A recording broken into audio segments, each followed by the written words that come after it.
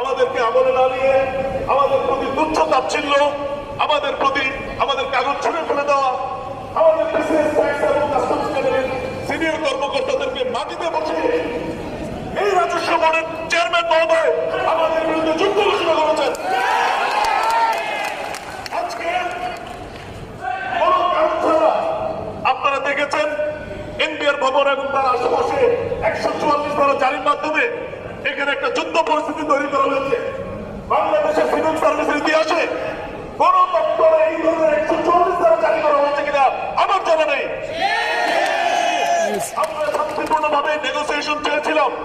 আমরা আশা করেছিলাম এর পরে আমাদেরকে ডাকা হবে, আমাদেরকে বলা হবে তোমাদের দাবি দেওয়া কি, আমি তোমাদের মুরব্বী, আমার যদি কোনো ভুল হয় আমাকে ধরিয়ে দাও, তোমাদের সাথে আমরা কাজ করতে চাই। অর্থ মন্ত্রণালয় ঘোষিত যে রোডম্যাপ আপনারা সবাই জানেন, অর্থ মন্ত্রণালয় তার প্রজ্ঞাপনে স্পষ্টভাবে সংস্কার ঐক্য পরিষদকে দুইবার এন্ডোর্স করা সত্ত্বেও বলা হয়েছে এরা কারা, কোথা থেকে এরা। আমাদেরকে কোন রকম বসার সুযোগ দেয়নি।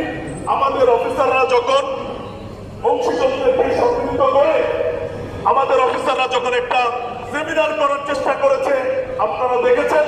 আমাকে কথা বলতে দেন, কথা বলতে দিতে হবে।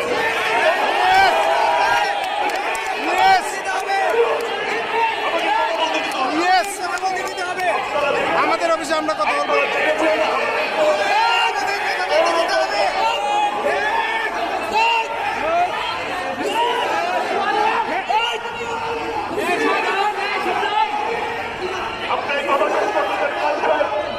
আজকে আপনি বাংলাদেশের ট্যাক্স কাস্টমস কর্মকর্তাদের কথা বলতে দিতে হবে আপনাকে।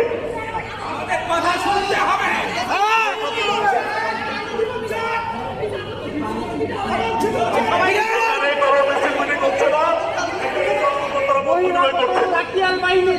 গতকাল